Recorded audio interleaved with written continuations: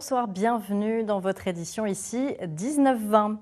Au sommaire, de grosses manifestations pour une grosse colère. Des centaines de motards ont défilé un peu partout pour protester une nouvelle fois contre l'entrée en vigueur lundi du contrôle technique pour les motos.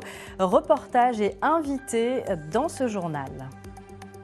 Au Stade d'Orléans, les motards sont donc très en colère. Le contrôle technique des engins motorisés légers devient obligatoire à partir de lundi.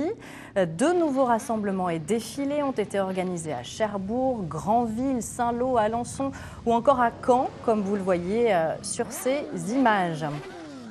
Bonsoir François Bénard. Bonsoir. Alors vous êtes le coordinateur de la Fédération française des motards en colère dans le Calvados. Alors des centaines de motards à Caen. Est-ce que ce sont des rassemblements records en nombre de participants qui ont eu lieu aujourd'hui ? Ah ben là c'est clair, on était plus de 2000 motards. Hein. Franchement, on a été presque un petit peu débordés, c'est la rançon du succès, et puis surtout de cette colère par rapport au contrôle technique. 2000 motards, vous voulez dire à Caen ? À Caen, oui.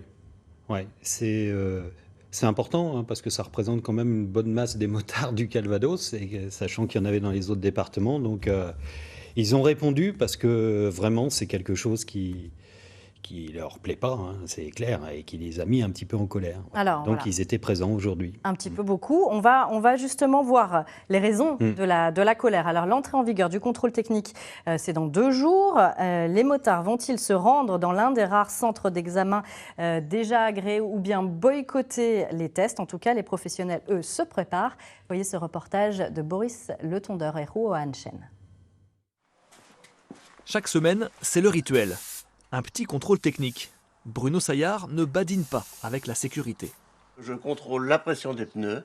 Et la pression des pneus, elle doit être à 2,5 sur le pneu avant et à 2,9 sur le pneu arrière. Pour rouler en toute sécurité. Motard depuis plus de 40 ans, Bruno est un passionné. Un collectionneur aussi, qui a conservé toutes ses motos depuis qu'il a obtenu son permis.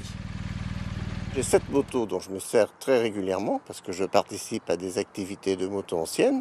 Donc le contrôle technique, eh bien 7 motos multipliées par 80, hein, on n'est pas loin de 600 €. Mais c'est pas ça l'élément limitant du prix, c'est qu'il faut qu'elle passe. Sinon, y a rétention de la carte grise où on ne peut plus sortir. Pour des raisons diverses, au moins 3 de ces bécanes pourraient être contraintes de rester au garage. C'est pourquoi il compte boycotter le contrôle technique. Alors François Bénard, ce contrôle, ce sont 78 points de vérification pour les véhicules à partir de 5 ans. Est-ce que c'est trop, selon vous ? Ah ben, la question ne se pose pas. De toute façon, nous, on appelle les motards à le boycotter. Donc, il n'y a pas de point à contrôler sur les motos. Nous, le contrôle, on le fait quand on est sur les motos, avant de partir et tout ça. Le contrôle technique ne sert à rien pour les 2 roues. Voilà, c'est le seul mot. Ils peuvent mettre les points. Alors, on en a 67 aujourd'hui. On en aura, je ne sais pas combien. On est arrivé à 400 sur les voitures. Enfin, on tombe parce que, voilà, l'objectif, c'est quand même bien de rentabiliser cette action de contrôle technique. C'est ce que cherchent les centres. Hein. C'est rentabiliser. La sécurité des motards, franchement, je pense qu'ils n'en ont pas grand-chose à faire. Alors, il y en a qui ne sont pas d'accord avec ce que vous dites. Hein. La Ligue contre les violences routières estime de... Sphérique. Là aussi, on ne voit pas pourquoi les véhicules de roues motorisées en seraient dispensés alors qu'elles sont bien connues pour leur nuisance sonore. Alors François Bénard, qu'est-ce que vous avez à lui répondre ? D'abord sur l'équité avec les voitures peut-être. L'équité, une moto, c'est pas une voiture. Alors moi, je veux bien qu'on demande de l'équité, mais alors à ce moment-là, pourquoi imposer le casque dans les voitures ? Les traumatismes crâniens en voiture, ils sont importants, nombreux. Voilà. Donc, mais bon, c'est pas ce qu'on demande, hein, qu'il y ait le casque dans les voitures, mais bon, qu'on nous laisse tranquille avec nos motos, ça ne se justifie pas. Les motos, les statistiques qui ont été sorties des motos et des assurances, c'est confirmé par des assurances, c'est 0,3% des accidents sont liés à un défaut technique du véhicule.